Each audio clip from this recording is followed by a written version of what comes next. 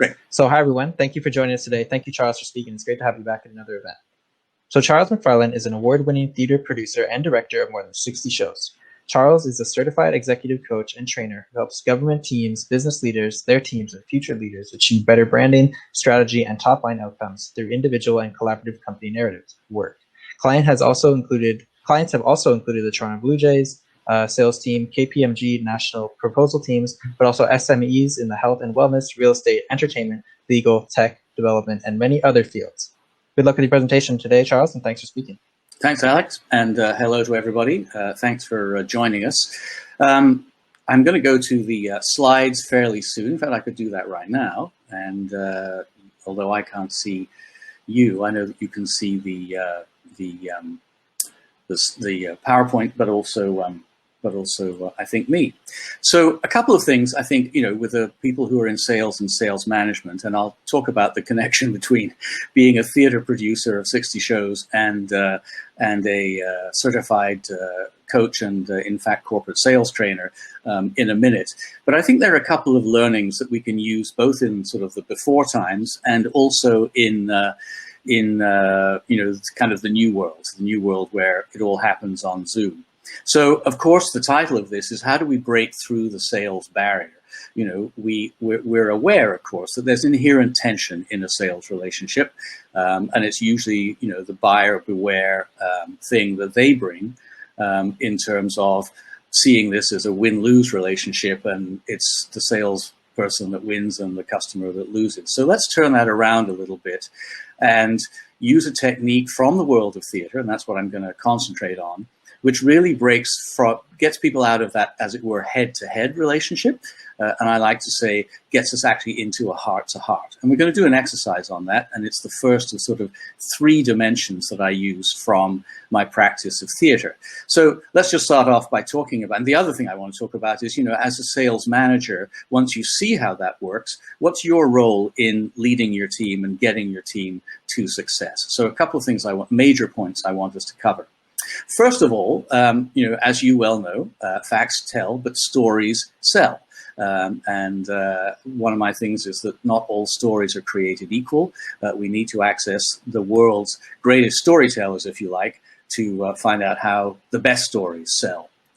So the key to the sale is the story. Recent research, and I just discovered this and just confirms our suspicions, that messages delivered as stories can be up to 22 times more memorable than just facts. So all of that selling that goes on in the left brain, spec sheets and facts and figures and all of that, we may, I think, quite deliberately like to tell ourselves that that's how we sell. And in fact, it's not. It's actually right brain in the emotional centers. And a storyteller, it's neurologically proved now, and a storyteller lights up certain emotional centers in the brain. And the person who's hearing the story has a mirror reflection of that, a mirror lighting up of the emotional centers. So I'm sure you're all ready for the fact that storytelling, as sales, happen purely on an emotional level, and then they get sent back to the left brain for justification. So who am I? Well, I started off, as I said, decades as a theater director, but also a theater executive.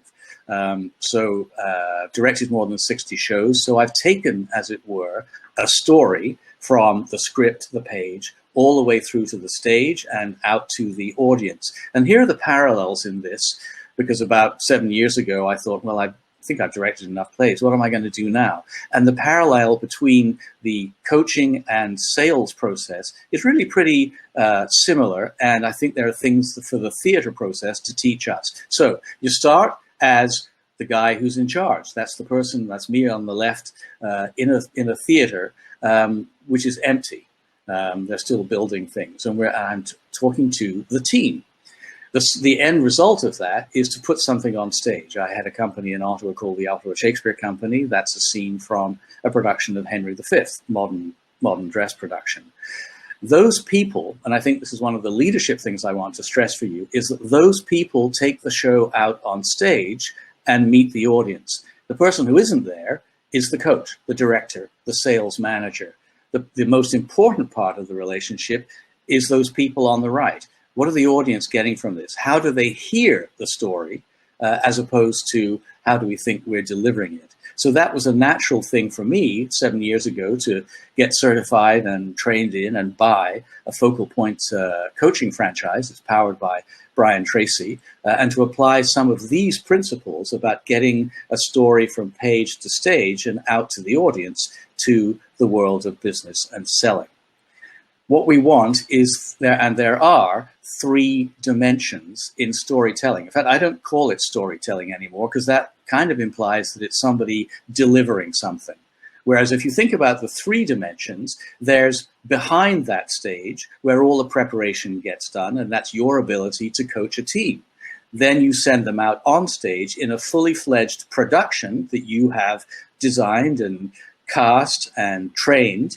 And then the 3rd dimension is, of course, that audience. It is a production shot of Hamilton, giving them a standing ovation. And it must be in the middle of the show. So I'm going to talk about some of that just going forward. The sales funnel. Now, I don't quite agree with those things on the left, but I do agree with, the idea that there is a sales funnel and lead generation. Prospecting is your number one activity. If you ain't filling the funnel, there's nothing to flow through. But in the Brian Tracy world, the psychology of selling, and he really did invent what we call the relationship model of selling, that top, it's doing it again, that top sort of 2/3 is really, I would say, customer focused. What is it? I would say that the top one is indeed prospecting and lead generation. The second one down is developing trust and rapport with the customer. The third one down is identifying customer needs. And then we switch, as it were, from customer focus, it's just going to keep doing that, into presenting the prospect with the solution, the program, the service, because you've crossed the divide from what Brian Tracy says, don't leave the customer focus until you've got enough "you told me" stored up that you can say, well, you told me this, and therefore what I'm recommending is that. You told me that, and therefore the solution to that pain point is this. Assemble as many of them as you can through questioning, through customer focus, before you, as it were, turn the lens on yourself. You're going to present the program and the solution. You're going to handle objections and questions. And right at the bottom, the close should just fall out of the process. But between the 2 halves of that, or I think the half and the 2/3 and the 1/3 of that, there's a barrier. Because you are, as it were, moving from customer focus into look at me. And so that stress, that inherent stress in the sales relationship is a barrier. And what I want to talk about first is the barrier, is overcoming that barrier through using story. So let's go into that a little bit. It's story that connects us. So I want you to, in the chat box, there's a couple of links to a Word document. If you can either download that and print it or not, that's great. It will be on a slide that I will leave you on. So the first part of this process, these 3 dimensions, as it were, of story crafting, story collaborating, which is the group, the team exercise, and then presenting, playing, which is we meet our audience. So this actually represents, I think it came from Forbes, but I've seen it many, many times over the years. It's called the Freytag Pyramid, and you don't need to know that, except that a German playwright in the 19th century put this thing together and said, over 2,500 years of theater, putting stories on stage, played collectively by a group of people, if you like, they always follow this pattern. So this is the stories that work pattern. Number 1, Act 1, setting and characters. Choose, and what I want you to do is choose your best client success story. So have a think about that. Who is the client? What's the client success story that I think I'm proudest of, I achieved my greatest success with, and really got, in feedback terms, in customer service terms, that kind of wow factor feeding back. When your client isn't just a customer, your client becomes, because of your service, an ambassador. So step 1 is think about who this story is going to be about. It's going to be about the client. It's not going to be about you. And I'll talk about why that's important in a minute. So the setting and the characters. That's called the exposition. And what it means is that you are giving us, the hearer of the story, an opportunity to identify with many facets of who that person is, what's their situation, what's their challenge, what's their goal or their aspiration, and what's preventing, what's getting in the way of that. It's a passive, here's a description of somebody who's an executive or somebody who's a typical customer. What business are they in? What problem are they trying to solve? What's their demographic? How old are they? Are they married? Have they kids? What is their goal? Their presumably, if you're selling business to business, their professional goal. What's that going to get them? Or in a consumer base, what's the problem that your product and service could solve? So you've got to have a character, a hero of your story, not you. It's got to be written in the third person. Secondly, all of their situation and their aspiration, what they want, and then the obstacles and the challenge that are getting in the way. The most important thing in all of this is the inciting incident. Something happened. Something happened to say for them to say, I can't live with this any longer. I've got to do something about it. You might even call that the cost, the COI, the cost of inaction. Or it's something that they just said, you know what, I'm fed up, I've had enough. I'm going to do something about it because something has just happened to me. Now what's happening in the dramatic arc of the story is there's a rising tension. It's barreling towards, if nothing happens, a climax which could be bad news. You almost want that triangle to go down rather than up. Because at the climax, that's the point that you come in. They call you, they've been through whatever it is they've been through, how many times have they tried to solve the problem on their own or had other people try to solve the problem, and finally they call you. I want to know why they call you, and I want to know, in terms of that resolution, what it is that you did, and only you did, to get them to what we might call that new state, which is the new normal. And notice that the new normal isn't on the same level as the beginning, it's actually up a bit, because in fact, they should have come out of this better, transformed, if you like, than they could have going in. Think about the customer service matrix. The Brian Tracy customer service matrix says you can either meet their expectations, you can exceed their expectations. What you really want to be doing is delighting the customer or amazing the customer. I don't know how you did that. I, as the customer, went into this relationship thinking transactionally, you're going to solve my problem. And what I got was a transformation. You're giving me something that I couldn't have imagined I could have got from this. So let's talk about crafting the story in a slightly more, perhaps accessible way. Everybody who pitches to Pixar has to pitch according to a particular template. And I'm going to take you through that.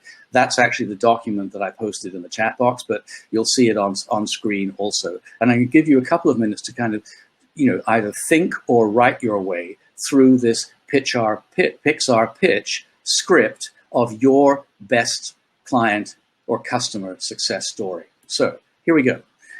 Those of you it could be Finding Nemo, it could be Finding Dory, but here we go. You start with Once Upon a Time. Here's the situation and the character and the challenge. There was a young fish named Nemo who'd lost his mother and whose father, Marlin, was extremely protective of his only son. Every day, here's the situation. Marlin warned Nemo of the ocean's dangers and implored him not to swim far away. But one day, here's the inciting incident. In an act of defiance, Nemo ignores his father's warning and swims into the open water. Because of that, we've got a rising tension. He is captured by a diver and ends up as a pet in the fish tank of a dentist in Sydney. You've seen the film, you know what's coming next. Because of that, we're at the climax. Marlin sets off on a journey to recover Nemo, enlisting the help of other sea creatures along the way. And now we're coming down to the resolution until finally Marlin and Nemo find each other, reunite, and learn that love depends on trust. So again, that new normal at the end of the story is higher than it was at the beginning because everybody's learned something and there's been a transformation in their relationship. So here's how it looks like for you, and this is what's on the your client success story. And I want you to spend a couple of times thinking about this. Might go back to the chat box and see if there's anything in there, and we'll talk about how this really works in a little bit. So your first thing, and if you don't have it, the sheet in front of you, just write down on a sheet of paper, once upon a time, tell me who the hero, the customer, the client of your story is going to be. And tell me, in terms of every day, what is their situation? What's their demographic? What do they do for a living? What's their family situation? Do they have kids? Et cetera, et cetera. What's their aspiration? Great big family vacation, promotion at work, doing something that in their company will make them look good, or something in their lives which will, inform and improve their lives. What sales is a transference of enthusiasm, and sales is always basically about delivering an improvement. What's their challenge? What's their obstacle? What's in the way of them achieving what they want to achieve? So one day, something happens. Again, you're going to move from what I would call the passive, the exposition, into now we're into action in this story. So what happened? Did something happen that caused this rising tension? We've got to do something about this. Or was it just simply, getting to the point of enough frustration to say, cost of inaction, I've got to do something about that. Then we get to, because of that, we're barreling in this rising tension.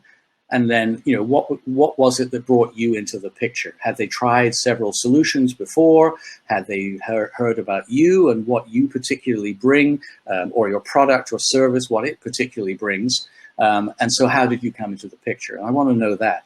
Then I also want to know, what did you do? You, specifically you. It's your best customer success story because you did something that none of your peers or your competitors was able to do. So I'm looking for that in terms of the methodology of what it is that you applied to the problem, the pain point, the situation, to affect, finally, what was the resolution? What was the happily ever after in terms of that customer's success story? And the bonus on that is, what was that transformation? What delighted and amazed the hero? So I'm just going to go back to what looks like me, I think, and see what's in the chat box, because I want you to spend a couple of minutes just getting some of that down. Okay, great. Feel free to put it in the chat here. Not so far. So let's go back to that and just give you that on screen. Who's the hero of your story? Your best customer. Get that down. What's their situation and their challenge? Who are they? And the point about that is you want to give the, I'm just getting a message saying somebody's not able to link. So just use what's on screen right here, because this is exactly what's in that Dropbox link. Once upon a time, who's the hero of your story? Your best customer. Think of one that really, a story that you want to tell. It's actually going to show how you really solved the problem, but you aren't going to be the focus of the story. And that's important, and that's why I'll come back to that later. Every day, what's their situation and their challenge? So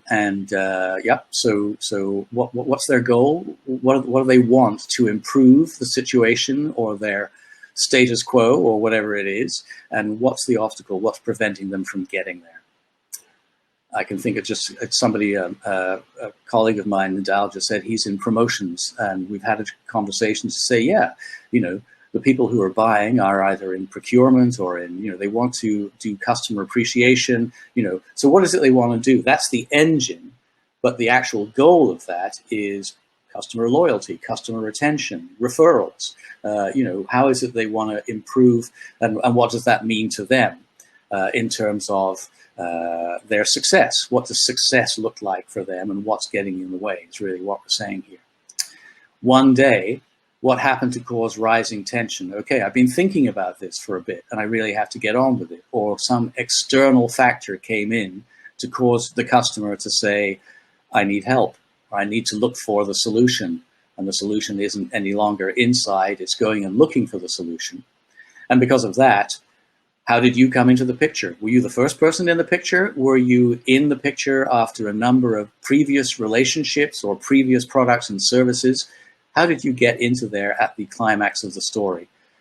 And because of that, what did you do? You listed all the pain points, of course, in your identifying customer needs process. and you're applying now the solutions to each of those. And I would suggest you're applying, as it were, a +1, as something above and beyond just answering the pain points that, as it were, sets you apart from the rest of the pack. What's your differentiator? I want to hear about that. Until finally, what was the resolution? Describe the happily ever after. What was the transformation? What delighted and amazed them? What didn't just fulfill the transaction, but actually gave them a solution which turns them into an amazing ambassador for you and for your company and for your team.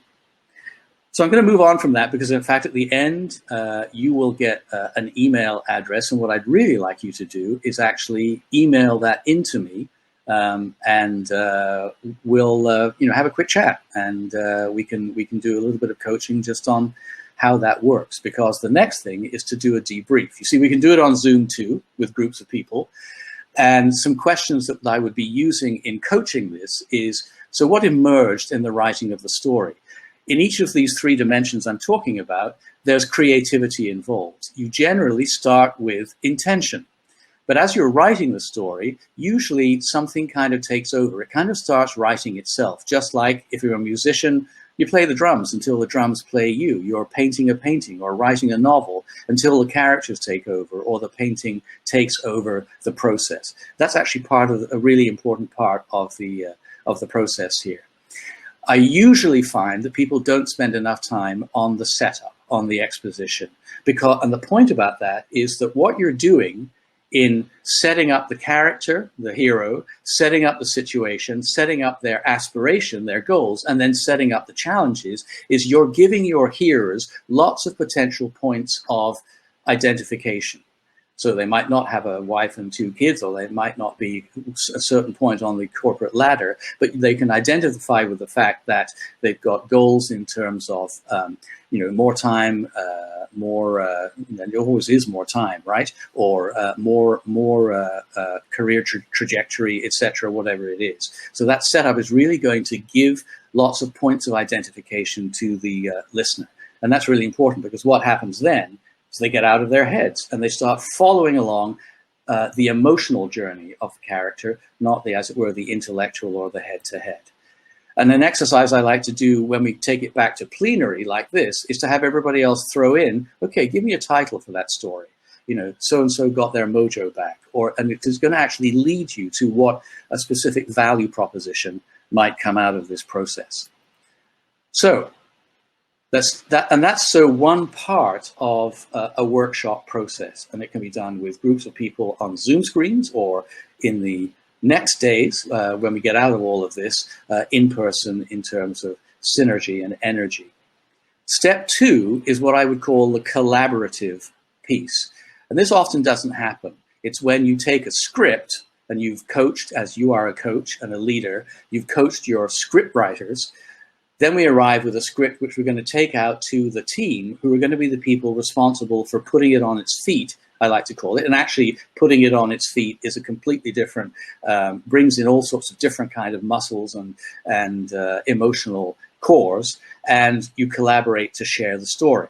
What we do when we're doing Zoom is I'm just going to go forward one, is work with smaller groups in breakout rooms and say, okay, we've got a story that one of the 4 of you has put forward, and we're going to pick some characters. You're going to be a narrator. You're going to be the hero of the story. Somebody else might be the villain of the story, because there's always, conflict. And then somebody else might be the you that comes in, and it can't be played by you. It might be the you that comes in and takes it all into the happily ever after. So we're actually creating characters, but there's also something about creating a collective responsibility among a team of 4 or 5 people to tell the story back to the full session, the full group, the peer group. That's, again, a different kind of creativity, because what goes in as a script and a cast of characters emerges with a whole that's much greater than the sum of the parts. It's about the synergy. So my point about that, just to go back one, is that the key to the team is their story. If you're a leader and you're looking at the culture of your organization and it's not working for you, you're not feeling enough engagement, get them to start telling stories, and then start mapping their stories, A, to each other, as they realize that they've got things massively in common with each other, shared purpose, shared values, but also how the shared values of the team match the vision and the values of the corporation or of the organization. So that's an important second step. But here's the most important step of all, playing the story. I think it was probably Simon Sinek, maybe not, somebody else that you get those daily quotes from, but the most important character in any story is the person hearing it. So again, a couple of things to stress here. Your leadership role is not to take the story out on stage. You're sales managers. Your leadership role is to craft the story crafting, scripting process so that it can then go into a process of collaboration, people making each other responsible and embracing their own responsibility to tell us to go out onto that stage together and to meet the audience. Because, and this is a trick that happens in the world of theater, and you may have found it yourselves or with your teams when you're pitching, which is that your audiences, the minute the lights go down on them and up on us on stage, they assume a collective identity. Think about going to the theater or thinking about the difficult pitches versus the easy pitches, the pitches where they get you, whereas the pitches where it's a real slog. And what happens, of course, is that you could be taking your story, your pitch, out on stage, and you're facing what I call a Friday night audience. It's like, it's the end of the work week, my partner made me do this, show me, and let's get out of here as fast as possible. You might take the same story, the same show, out on stage on a Saturday night, and it's a completely different crowd. You've got people, you've done the Saturday morning chores, the babysitter's there, you've had a nice dinner, there are going to be drinks afterwards with friends, you're up for it. Give me what you've got. So, and there are techniques that I use in DISC behavioral styles, buyer styles, that will actually teach people how to identify those audience characteristics. But of course, what happens is that we need to be able to in tune to connect and identify that audience buyer style, connect to it and adapt to it, and then be able to receive the feedback, i.e. the story they're hearing, not just the story we think we're telling. So again, 3 dimensions, and here they are in the sense, which is leadership. Your job as a sales manager is to become the director of the ensemble, the great coach, the person who guides the process from inception, script, and coaching the script into taking it into the team, the group, and coaching them to what I would call the capability they didn't know they had. It's like the tip of the iceberg. This much is intention, the rest is creativity, and it's our job as leaders to figure out how they are, what their capabilities are, and to take them to places that, to performance level, if you like, that they didn't know they had. And then they go out on stage. The customer focus is indeed how they tell us what the real story is as the most important participant in the story. What I do as a director, and maybe you do as a sales manager, is usually in that stage, nip around the back of the audience and actually watch it with the audience through the audience's eyes. So I can feed that back in to our debrief sessions. So I kind of like to think this isn't just breaking the sales barrier, as it were, getting the sales process onto the emotional plane and out of this head-to-head, but also it's kind of pre-branding. It's the story telling us what our brand is, and pre-marketing, the story telling us, the success story telling us what our marketing strategy should be.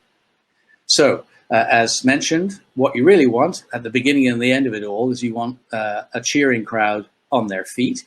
And I've been lucky enough to work with specific sales teams and proposal teams at KPMG, the Blue Jays, and Vive Healthcare, which is an offshoot of GSK, but also with management teams and future leader teams with the Immigration Refugee Board and AMEC Foster Wheeler, which is a big corporate. But lots of SMEs and teams of this works with teams of 10, 12 in a sales team or a future leaders team up to bigger numbers. So I'm going to go back, and I kept 5 minutes for questions. I'll go back to the chat and stop sharing. But I'm going to ask you if you send me an email. Send me an email if you couldn't download the Pixar pitch template, and I will send it to you, and then have a go at the story, and we can do a little quick 15-minute coaching session on how to really tweak it and improve the scripting part, and take it from there. So Charles at theatreofcommerce.com, LinkedIn, I think it's probably LinkedIn, is it J Theatre of Commerce? Not sure. And phone number 647-405-0642. So I'm going to stop the share, go back to stop the share, and put things in the chat. I see it right. There's Nadal. Thank you, Nadal. Any questions? Just send them in. Otherwise, we've got time to chat. And I will just let's link to the worksheet also on screen. I don't know why it's not doing that. So here we go. Let's go.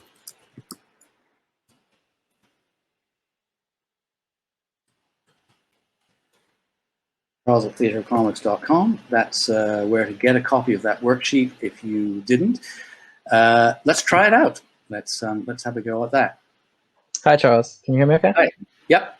Great. I just wanted to come on and say thanks for your presentation. It was really interesting, especially the Pixar pitch. I think definitely, if anyone watching hasn't checked out that link yet, you should definitely download that Pixar pitch template that Charles was talking about. It's really interesting stuff. I don't see any questions in chat yet, unfortunately, and anyone watching I again... responded to Nadal on email to say, just email me and I will send it out to you. There's the email address there. But yeah, I was just saying, I don't see any questions in chat yet, but if anyone does have any questions, feel free to type them in chat. Brian will stay around for another 3 or so minutes. But Brian, I just wanted to kind of get a sense from your whole presentation, what do you think is sort of the key takeaway? If someone was coming in, maybe the last 5 minutes or 10 minutes or something, what would be the key takeaway that you want someone to remember? Right, 2 things, I think. One is there's a sales barrier, and it exists, and the story crafting approach is the way to break through it. Because what you're doing is you're taking everybody out of this head-to-head process and into, as it were, a heart-to-heart. The idea that and particularly as you write a story, that, as I say, there is storytelling. Let me tell you the story of my company. The reaction is going to be, please don't, right? Why should I care, right? Because everyone's got what's in it for me written across their forehead. So I think this approach is really answering 2 questions. One is, what can you do for me? That's the purpose of the story. And the best way to do that in a non-confrontational, but rather a kind of we're in this together, is to pick a character. If you finish the top half of the sales funnel and you've got all the information you need from the client and their needs to present what you think is the ideal solution, just hold it for a moment and say, just before we go to what I think is really going to work for you, can I just tell you a story of a client that we had who had a lot of the same concerns and a lot of the same interests, and here's how we helped them. So you've done it in a third-person character. So you're watching actors, as it were, tell a story which is not them, but which is somebody that they're playing. So it gets you into this, as it were, shared space rather than confrontational space. Then you need to, and the point about the story sharing also, as we talked about, is not just simply the first question, which is what can you do for me? But then the second question is, why should I choose you? You've got to have a differentiator which comes out of saying, because they may have encountered many previous attempts at solving the particular problem. And when you come to them, you've got to be able to say, here's what our ideal customer, our character said at the end of this process, which belonged to that wow factor, that delight and amaze in the story. Does that make sense? Yeah, that makes sense. I think that's really good takeaway. And then the leadership question, which is, we've got sales managers on here. You're all leaders. Be the director of the ensemble. Your success is all about your ability to coach and train your team to go out on stage without you. Definitely, yeah. Well, I think those are some really great takeaways. And again, I just want to say thank you for presenting another event. It's great to have you back. Just to let you know, so the recording is available. So if you'd like a copy, just send me an email. I can send it to you. And if anyone else would like a copy, let me or Charles know. We can certainly provide you with that. So it looks like we're just out of time here. So I just want to say thanks again. It was a really great presentation. Good. And just to let everyone else... Sorry, what was that? This time either, so I timed it better this time, yeah. Yeah, it was right on time. It was great. And just to let everyone know, so our next sessions are actually starting just in, I believe, either right now or just in a minute or so. But yeah, thanks again, Charles. It's always great to have you speaking. Okay, I'm going to go over to the networking tab for 5 minutes, see who's there. Okay. Awesome. Thanks again. Bye.